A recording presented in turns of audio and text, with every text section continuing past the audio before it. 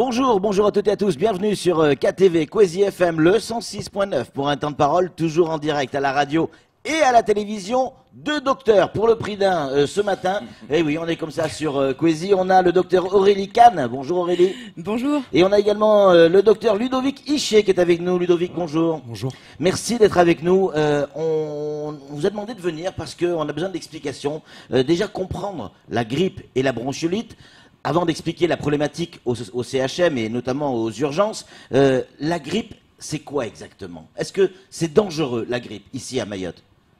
Alors la grippe, la majorité du temps, ça n'est pas dangereux. Hein. C'est un virus qui est extrêmement contagieux, d'où les épidémies. Bien sûr. Et voilà, en gros, bon, les signes typiques, hein, ce qu'on appelle un syndrome grippal, c'est, comme tout le monde connaît, donc une forte fièvre, des courbatures, hein, donc on a mal dans tout le corps, on a mal également à la tête. Et surtout, il y a des signes respiratoires. Donc, les gens toussent, les gens vont avoir le nez qui coule, les gens vont avoir mal à la gorge, aux oreilles. Voilà, ça, c'est le syndrome grippal. Donc, à l'heure actuelle, effectivement, on a beaucoup de gens qui consultent ou qui appellent au SAMU parce qu'ils ont mal partout, forte fièvre et ils toussent. Ça, c'est la grippe. Voilà. La grande majorité du temps, il n'y a juste qu'à prendre un traitement pour faire baisser la fièvre et baisser les douleurs, en l'occurrence le Doliprane, voilà, le paracétamol, et se moucher le nez en fait. Voilà. Et il faut patienter. Effectivement, ce sont des symptômes qui sont un petit peu invalidants parce qu'on a mal, on est fatigué. Mais effectivement, normalement, le pic de la fièvre et des symptômes dure à peu près 3 jours. Et on a une espèce de convalescence avec une fatigue qui va durer à peu près 7 jours en tout. Mais quand on voit en métropole et quand on lit la presse, on entend qu'il y a des morts en métropole. On meurt de la grippe? Alors, on peut mourir de la grippe, mais c'est des patients qui ont des comorbidités lourdes, des patients âgés, qui ont des pathologies cardiaques, respiratoires, qui ont déjà un terrain très fatigué. Donc des gens fragilisés. Fragiles, exactement. On rajoute une grippe là-dessus, ça peut être, on peut mourir. Effectivement, on peut mourir d'une grippe. C'est pas à Mayotte, c'est pas vraiment le terrain qu'on a, c'est plutôt justement les enfants. Et là, on va glisser sur la bronchiolite. Bronchiolite, hein, pas on dit bronchiolite, exactement. Et pas bronchiolite. Et là, alors effectivement, la bronchiolite, c'est exactement pareil. C'est un virus qui touche les très petits, voire les très très petits, c'est-à-dire des nouveau-nés à quelques jours à 1 an. Ça touche les poumons. C'est un syndrome grippal aussi. Le problème, c'est que les petits ne savent pas se moucher, le nez coule. Tout descend dans les poumons et là il y a une insuffisance respiratoire qui se met, c'est-à-dire qu'il devient une détresse respiratoire et chez les tout petits ça peut aller très très vite. Donc là c'est actuellement là le problème qu'on a à Mayotte.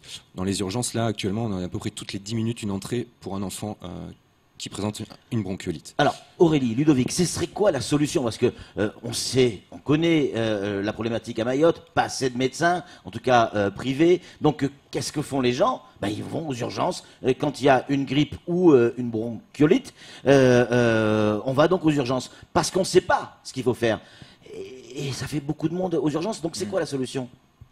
La solution, c'est de faire passer le message que effectivement, en période d'épidémie, ce syndrome grippal dont je vous parlais, voilà, il y a des petits gestes simples à faire à la maison qui, comme donc se moucher le nez, prendre du paracétamol pour la fièvre et les douleurs, et attendre de voir un petit peu. Effectivement, quand on est jeune, normalement, il n'y a pas de risque particulier. Bien entendu, si les symptômes persistent au-delà de 3 jours, effectivement, consultez, même appelez le 15, appelez le SAMU. Il n'y a aucun souci, c'est gratuit, on est là tout le temps, on répond à vos questions, il n'y a aucun problème. Mais par contre, effectivement, il faut quand même avoir à domicile des petits moyens et effectivement toujours avoir un peu de paracétamol pour soi et ses enfants et se moucher le nez. Effectivement.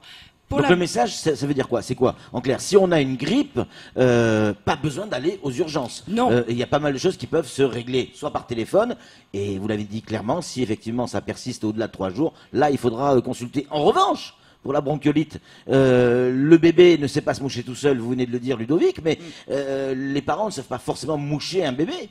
C'est pour ça que pour la bronchiolite chez les enfants, surtout les moins de 6 mois qui sont extrêmement fragiles, là il faut consulter. Et c'est là le message qu'on veut faire passer, c'est que les urgences, il faut qu'on priorise actuellement les enfants, on ne peut pas se permettre. Et donc les adultes qui ont un syndrome grippal, comme on l'a dit, il faut qu'ils essayent de temporiser, se soigner comme ils peuvent à domicile. Par contre, les enfants, il faut consulter là où ils peuvent, dispensaire ou chez nous. Et là, en fait, on a une suractivité.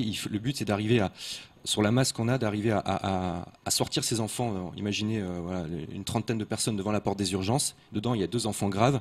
Et il faut arriver à les sortir. Et si sur ces 30 patients, il y en a... Vous dites les sortir, c'est prioriser en fait. Les prendre et les voir rapidement, très rapidement. Surtout pas qu'ils attendent 6 heures aux urgences. Et le problème, c'est ça, c'est notre difficulté aux urgences, parce que si il y en a une dizaine qui consultent pour un syndrome grippal, un adulte simple, ils vont un peu nous emboliser. Alors, on voit tout le monde, c'est ça en fait. Le but, c'est vraiment d'arriver à sortir ces enfants, ces jeunes enfants très rapidement, de les prendre en charge rapidement pour éviter que ça se dégrade. Et quand on se retrouve avec 200, 300, certains nous disent même 400 personnes qui peuvent attendre sur une journée ou sur plusieurs jours aux urgences, ça a quoi comme conséquence justement sur ceux qui doivent être soignés rapidement? Alors, Aurélie, nous, on essaye quand même, on fait en sorte quand même de voir rapidement les gens, de les évaluer très rapidement. Alors, il y a des gens qui arrivent, clairement, on se pose pas la question, il y a des gens qui d'emblée sont graves et... Voilà. Mais en fait, le souci, c'est ceux qui finalement vont pouvoir arriver relativement stables, mais qui vont avoir une pathologie qui va pouvoir se dégrader assez rapidement. Et effectivement, là, il y a peut-être une perte de temps du fait de devoir voir effectivement cette masse de gens qui arrivent et de pouvoir en fait faire le distinguo entre de la pathologie simplexe qui relève en fait de la médecine générale, d'accord, et des pathologies qui relèvent de l'urgence ou en tout cas de l'urgence latente. Voilà. Et c'est ça en fait qui est le plus embêtant pour nous. Voilà. Camar, une réaction. Alors, on le sait, aujourd'hui, il y a par exemple des jeunes parents qui peuvent venir de la métropole, même de Mayotte, qui savent faire les premiers gestes, comme vous le disiez, qui arrivent par exemple à dégager le bébé avec de la sérum-fille en le couchant sur le côté. Et donc voilà. Mais on a toujours cette crainte de faire mal aux petits parce qu'on a peur voilà, on sait pas faire, voilà, exactement, on sait pas faire. Donc est-ce que ces gens-là, s'il y aurait pas aujourd'hui une petite campagne pour réexpliquer aux gens, dire aux gens, voilà, là c'est la période de la grippe, la période de la bronchiolite. Voilà, les gestes à adopter, c'est ça. Alors, vous avez tout à fait raison. Il y a vraiment une information à la population à faire. Sauf que nous, on est urgence et SAMU, ça dépasse nos compétences. Et ça se prépare en amont. Je pense que même là, si on lance une campagne, on va déjà être un peu trop tard parce que on va commencer une décrue ici, je pense, quelques jours normalement avec les vacances scolaires. Donc, oui, il y a un travail énormément à faire. C'est une priorité. On l'a souligné. Là, c'est nos autorités de tutelle. On travaille avec eux. C'est des amis. C'est notamment l'ARS. Ils ont des projets dans les tuyaux. On les accompagne au maximum pour les diffuser, tout ça, pour les préparer. Je pense que cette année, ça va être difficile, mais en tout cas, il faut préparer les années suivantes pour informer la population sur ces pathologies. Et clairement. Combien vous êtes aux urgences à faire ce que vous faites au quotidien, en fait, à peu près, grosso modo? En effectif, en effectifs médicaux, si on parle juste de la zone d'accueil, peut-être. En zone d'accueil, la journée, on est 3 médecins et on est 3 infirmières. 3 infirmiers. Voilà. Donc pour combien de personnes qui arrivent tous les jours, grosso modo? Ludovic? La moyenne hors d'épidémie, c'est à peu près 140 personnes par jour, par 24 heures, et là on fait des pics à 250. Après, attention. Comment vous faites à 3 médecins arriver à passer 250 personnes, quoi? C'est sur 24 heures. Et ce qu'a dit Aurélie, c'est qu'au début, là, il y a vraiment un check qui est fait. On voit les patients qui se présentent très rapidement. C'est-à-dire qu'on les soigne pas, on les voit. Pour la bronchiolite, c'est facile. De visu, on voit si l'enfant est en détresse ou pas. Et donc, on essaye de voir dès qu'il se présente aux urgences, maximum dans la demi-heure, on essaye de voir tout le monde. Et là, on dit, lui, il faut le voir en priorité, lui, non. Et là, c'est là la difficulté. C'est un message à faire passer. Les gens ne comprennent pas forcément. Je suis arrivé avant lui, pourquoi il passe? Cette personne passe avant moi. Et là, on n'est pas dans une logique de consultation, on prend le plus grave avant. Donc il y a des gens qui peuvent attendre 6 heures et voir passer plein de gens devant eux. C'est actuellement ce qui se passe et c'est difficile à comprendre. Les gens sont pas contents. Et ça aussi, c'est un problème d'information à la population. Mais effectivement, quelqu'un, comme on a dit, qui a une grippe simple, qui n'a aucun critère de gravité, on va attendre. Et si à chaque fois il y a des enfants d'1 mois qui arrivent ou de 20 jours ou de quelques jours, ils vont passer devant, ils vont se retrouver à attendre. Et les gens qui attendent ne sont pas contents, mais voilà. Et donc, il y a ce drive, ce filtre exactement. On catégorise les patients. C'est ce qui me permet de prendre en charge 240 patients par jour, en ayant le moins de problèmes possible. Maintenant, on reste humain, on peut toujours avoir des complications, des difficultés ou passer à côté. Alors, justement, autant de personnes en si peu de temps, on va dire sur une tranche de 24 heures, je connais pas beaucoup d'hôpitaux en France qui peuvent le faire avec cet effectif. Est-ce que parfois vous dites, et si on se plantait, parce qu'on n'est pas assez nombreux, parce qu'il faut aller plus vite, est-ce qu'il y a cette crainte, cette peur de se tromper à un moment donné, de passer à côté d'un cas grave parmi les 250 personnes qui sont là? Aurélie? Bien entendu. Eh oui. Mais ça, je dirais que c'est votre quotidien presque. C'est notre quotidien en fait. Incroyable. Je veux dire, voilà, c'est bien entendu, mais on fait tout pour éviter ça. Et d'où notre venue aujourd'hui aussi pour essayer de faire passer le message que effectivement tout ce qui ne relève pas de l'urgence, d'accord. Même si c'est difficile, chacun dès qu'il est malade considère effectivement que c'est une urgence. Bien sûr. On comprend bien, on n'arrive pas à être forcément objectif. Et puis on ne connaît pas forcément non plus la gravité des choses. Mais voilà, il faut effectivement que les gens comprennent que voilà, pour des symptômes bénins d'une grippe simplex, voilà, les urgences, ça n'est pas l'endroit où venir. Voilà, il y a des petits moyens pour voilà gérer les choses à domicile. Et par contre, effectivement, dès qu'il s'agit d'un enfant, là, il faut pas se poser de questions. Il faut venir, même s'il s'agit juste de remontrer la manœuvre pour nettoyer le nez à maman, ce qu'on fait systématiquement. Systématiquement, on remontre effectivement la manœuvre, mais ça vaut le coup de venir avec le petit. Il faut venir pour que nous on s'assure effectivement qu'il n'y a pas déjà de problème d'insuffisance respiratoire, et également ce qu'on a oublié de dire, c'est également l'autre signe, c'est l'enfant qui boit moins bien, l'enfant qui tète moins, voilà, qui boit moins de la moitié de ses rations. Ça c'est également un signe qui alerte, et il faut absolument ramener l'enfant très rapidement au dispensaire. Des questions qui arrivent d'auditeurs, dire très bien, ok, on peut soigner la petite grippe, effectivement, si ça dépasse pas 3 à 4 jours, on a bien compris. Seulement, voilà, une grippe nous met à plat. Un gamin ne peut pas aller à l'école et il faut justifier qu'il puisse pas aller à l'école par un certificat médical qu'on ne peut avoir qu'auprès d'un médecin. Or, pas assez de médecins à Mayotte, donc on va aux urgences pour obtenir un certificat médical. Vous rencontrez ce problème? Alors là, je vais être clair. C'est une politique de l'éducation nationale, mais en France, pour lutter contre l'absentéisme, d'avoir un certificat médical. C'est pas obligatoire. Les parents peuvent justifier, écrire un mot et dire mon enfant est malade, il a la grippe, je ne peux pas l'amener à l'école. Le certificat médical n'est pas obligatoire et on a énormément de gens qui viennent en disant l'école nous demande, c'est obligatoire et tout ça. En fait, c'est pas du tout obligatoire. C'est une stratégie qu'ils ont mis en place pour lutter contre l'absentéisme, que je critique pas du tout, mais qui nous embolise. On a des gens qui attendent pour un certificat médical. On dit mais non. Et si, mais je suis obligé, l'école, il n'y a pas de médecin, je peux pas aller ailleurs, j'ai que vous. Donc là, c'est compliqué, on le fait pas, mais.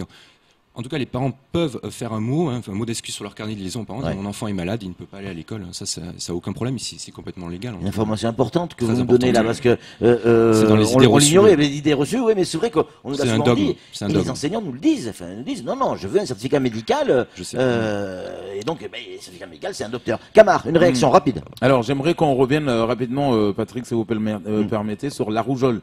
Est-ce que cette période en même temps de grippale, en même temps la bronchiolite, est-ce qu'on a des cas, parce qu'on a entendu récemment un avion qui revenait de Madagascar où des personnes étaient en tout cas avaient la rougeole. Est-ce qu'aujourd'hui vous rencontrez ce cas dans les urgences à Mayotte? On a eu quelques cas de rougeole. C'est pas une épidémie encore, c'est quelques cas. Ça rejoint aussi ce qui se passe en métropole. Ils en ont en métropole aussi. Il y a des alertes qui sont lancées régulièrement. C'est dû tout simplement à une baisse de la pression vaccinale. Les parents vaccinent moins les enfants pour des raisons qu'on n'a pas abordées là. Est-ce que c'est dangereux? Voilà, mais non, mais on en a parlé ce matin. Il y a plein de choses qui se sont passées sur la vaccination en France, des réseaux, des associations qui ont un peu tué la vaccination, et maintenant on a les résultats qu'on attend, c'est-à-dire qu'on a des enfants, alors pas à Mayotte mais en métropole, qui sont morts de la rougeole. Là on a eu quelques cas d'enfants.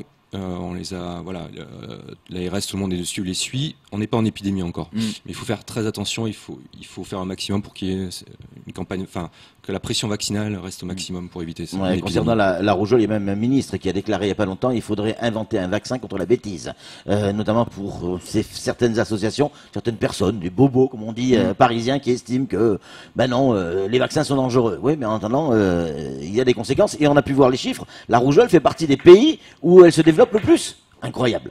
En tout cas, merci beaucoup Aurélie, merci Ludovic d'être venu sur ce plateau. On rappelle, vous êtes tous les deux docteurs, urgentistes du côté du CHM. Oui, vous rencontrez des problèmes à cause de l'engorgement.